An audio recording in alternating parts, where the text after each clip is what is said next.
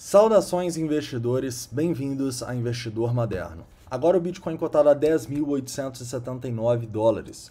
E hoje meu objetivo vai ser falar desse pump que tivemos depois que testamos esse fundo aqui nos 10.500 dólares.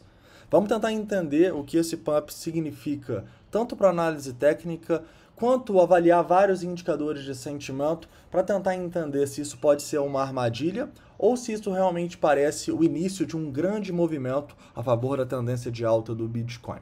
Então vamos lá. Eu vou começar aqui do TradingView no 4 horas e chegar até tempos gráficos menores para entender um pouco desse triângulo que foi rompido e de onde a gente pode ter possíveis oportunidades. Também quero falar um pouco do S&P, que está fazendo uma máxima aqui que ele não via há mais de mês. E quero falar um pouco dos indicadores de sentimento. Vou falar um pouco do Crypto Fear and Greed Index, vou falar um pouco do funding, vou falar também dos indicadores no TRDR e tentar entender aqui no Price Action se tinha alguma coisa que podia prever esse movimento e o que os indicadores nos dizem a partir de agora. Então vamos lá.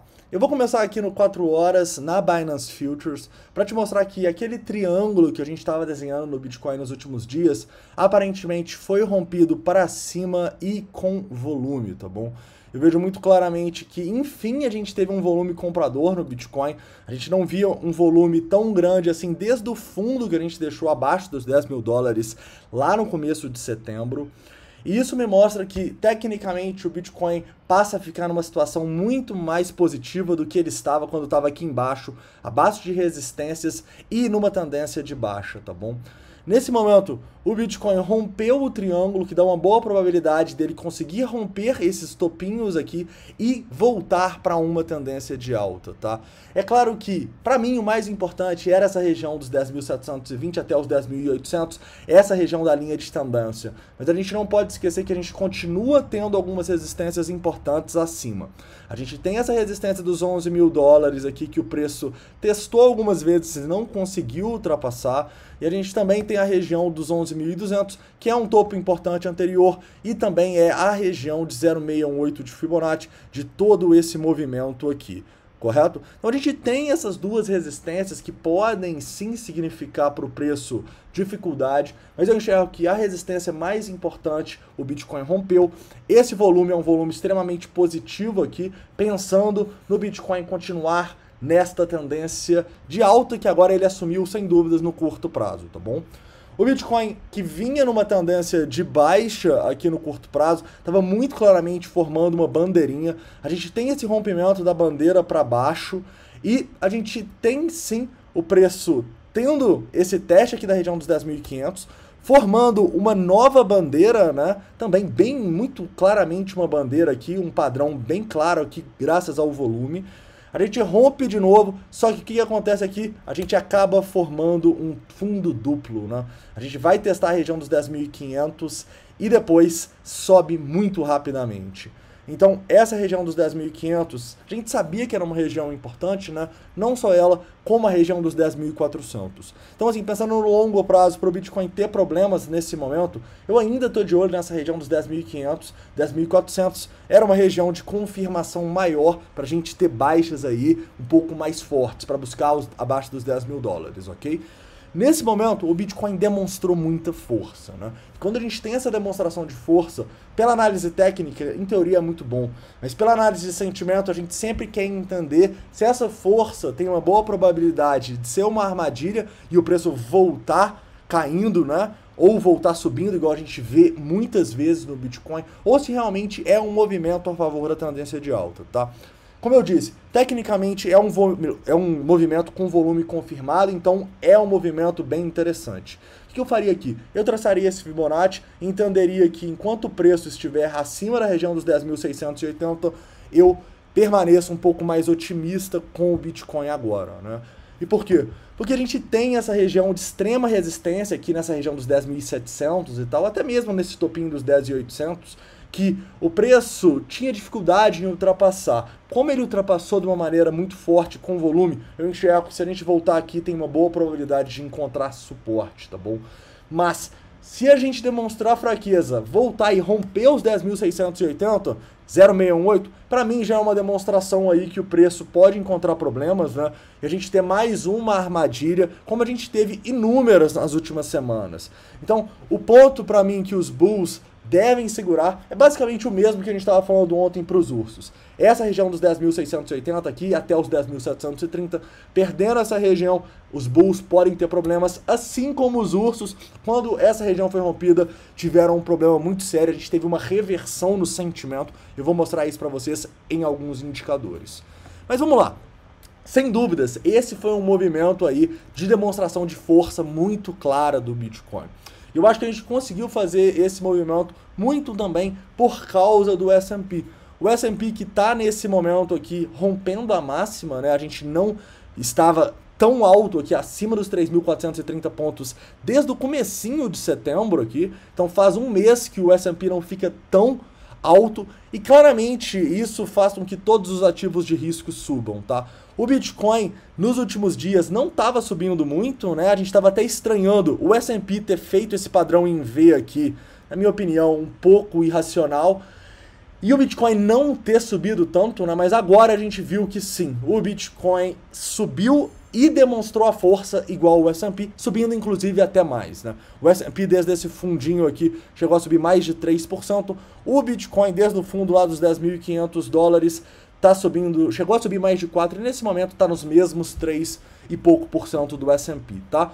Então, por que eu tô mostrando o S&P de novo? Porque o S&P, ele pode ajudar o Bitcoin ou ele pode jogar ele pro ralo. Se a gente tiver mais um dump aqui no S&P, eu não esperaria o Bitcoin se segurar acima desses 10.700. Então é um ponto de incerteza que a gente tem que ficar atento. Lembrem-se, o S&P tem uma resistência aqui de 0,68 de Fibonacci, desses topinhos de um mês atrás, e se romper aqui, ele pode simplesmente continuar indo, e o Bitcoin também, tá? O Bitcoin, inclusive, tem uma tendência de subir mais do que o S&P, pois ele é mais volátil, né? Então os investidores exigem mais retorno para estar num ativo mais volátil, isso obviamente em teoria.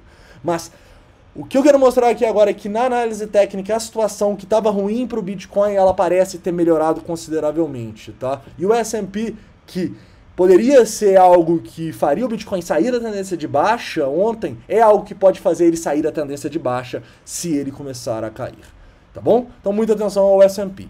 Continuando aqui agora e falando um pouco dos indicadores de sentimento. O primeiro indicador que eu estou de olho é o Fear and Greed Index. A gente vai atualizar em 3 horas. Se a gente for para uma ganância, tiver um grande aumento aqui, 10 pontos e tal, eu já vou ficar bem mais preocupado, tá bom? Eu acho sem dúvidas esse é o indicador melhor de medo e incerteza aí que a gente tem de ganância no mercado. Então, esse indicador eu estou de olho para ver como a gente vai se comportar. Se aumentar muito, é um sinal que pode ter sido uma armadilha, porque não há dúvidas que a gente teve sim um volume muito forte, mas foi um volume extremamente comprador. Ou seja, a gente teve muita compra a mercado.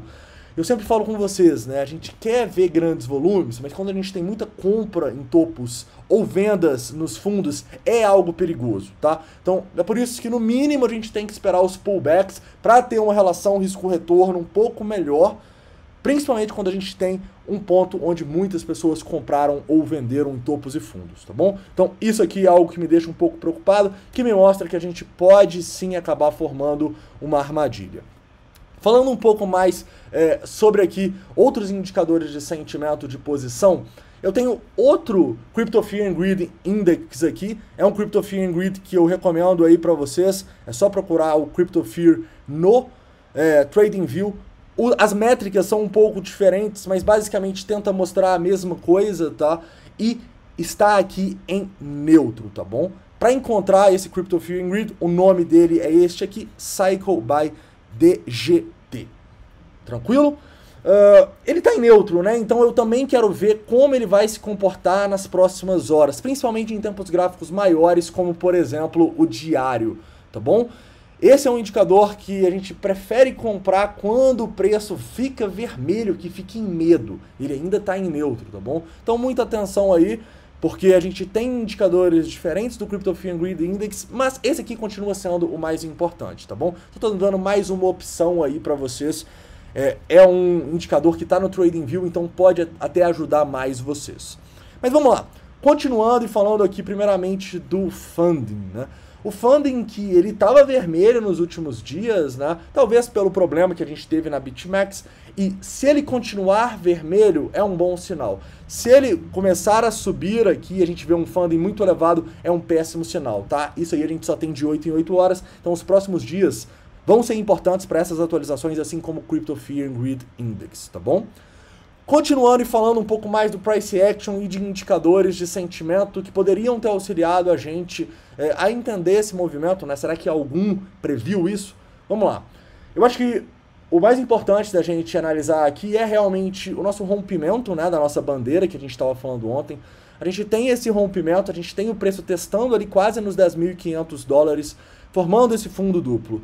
E a primeira coisa que eu quero que vocês vejam é que, será que dava para ter realizado, saído de um possível short? Eu acredito que sim. E por quê? Porque além da gente ter uma predominância compradora nesse fundinho aqui bem significativa, a gente também teve liquidação. Mas, será que era um bom ponto para compra? Cara, eu acredito que não, tá? Eu acredito que pelos nossos indicadores de sentimento, claro, olhando agora o futuro era um bom ponto, mas pelos nossos indicadores de sentimento, não tinha nada mostrando pra gente que esse era um fundo tão significativo. Não teve liquidações tão grandes, não teve queda no Open Interest, não teve nada tão significativo no CVD ou no Long Short Ratio. Então, esse foi um movimento realmente difícil de prever, tá bom? E o que eu quero mostrar pra vocês agora é que o mais difícil de prever realmente foi esse rompimento que a gente teve dessa região dos 10.650 até os 10.750 ali, que era a região mais importante, né? Reparem o tanto de ordem de venda que a gente tinha nessa região. Então o que a gente teve aqui foi realmente muita instituição querendo entrar no mercado e estourando outras instituições, tá? Lembrem-se, é um mercado competitivo e de vez em quando instituição acaba indo contra outras instituições. Nunca é um mercado de instituição contra a sardinha. Nunca pensem assim, tá bom? E o que a gente vê aqui é um movimento um pouco inesperado, porque a gente tinha muitas ordens de venda aqui e a gente vê esse rompimento ali dos 10.720, que era uma região importante.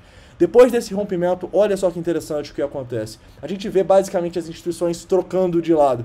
Elas que estavam muito apostando na venda começam a ficar mais compradoras. A gente começa a ver mais ordens aparecendo abaixo do preço. Inclusive, nesse momento aqui, a gente tem uma predominância compradora nessa região acima dos $10.800. Ou seja, o que a gente vê aqui são as instituições tentando formar um novo range para o Bitcoin. Esse, sem dúvidas, é um indicador positivo, tá bom? Mas a gente tem outros indicadores não tão positivos e que não me deixam entrar, por exemplo, agora. Esses indicadores, na verdade, são 3. O primeiro são as liquidações. As liquidações que foram muito significativas, tá? A gente não via tanta liquidação de short assim desde aquele rompimento que a gente teve dos $11.000 algumas semanas atrás.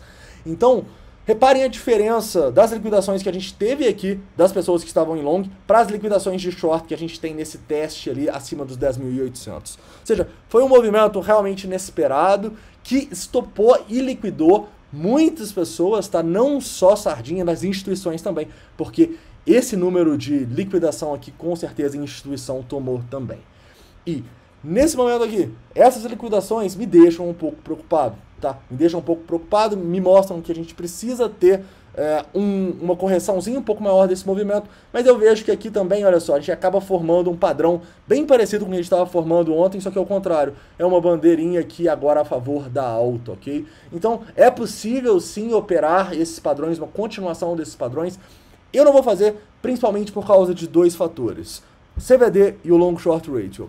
CVD e o Long Short Ratio que no rompimento em si deu uma divergência entre os dois, mas o que eu quero mostrar para vocês é o que está acontecendo nessas últimas horas que a gente está brincando nesse topo aí acima dos 10.800. Vocês conseguem ver que o nosso Long Short Ratio, que estava lá em 0,95, agora passou para 1,12? Ou seja, nesse movimento de alta aqui e principalmente nessa consolidação que a gente está tendo, eu estou vendo muitas pessoas entrarem em long, tá? Isso é um dos fatores que não me deixa entrar neste momento aqui. Vamos procurar um pullback. Se tiver oportunidade no pullback, a gente pode pensar em fazer compras mais seguras na região de 0,5, 0,68 que eu falei com vocês. Depois, quando eu resumir, eu mostro de novo. Outro fator que me deixa um pouco preocupado é realmente um pouco do que a gente já viu lá no começo numa análise de sentimento de mais longo prazo, né? Muitas compras no topo. E é justamente o que a gente vê aqui nas sardinhas, tá? A gente vê muita sardinha comprando, na verdade, desde essa região aqui dos 10.700, ok? Então a gente vê os dois indicadores aqui mostrando muita compra e tipicamente não é isso que a gente quer ver quando a gente está tendo um rompimento para cima. A gente quer ver o contrário, a gente quer ver esses indicadores indo para baixo, né? Ontem, esses indicadores estavam um pouco indecisos, né? Mas nesse momento eles claramente não confirmam esse rompimento e me deixam um pouco preocupado a respeito da gente poder formar uma armadilha aqui nessa região.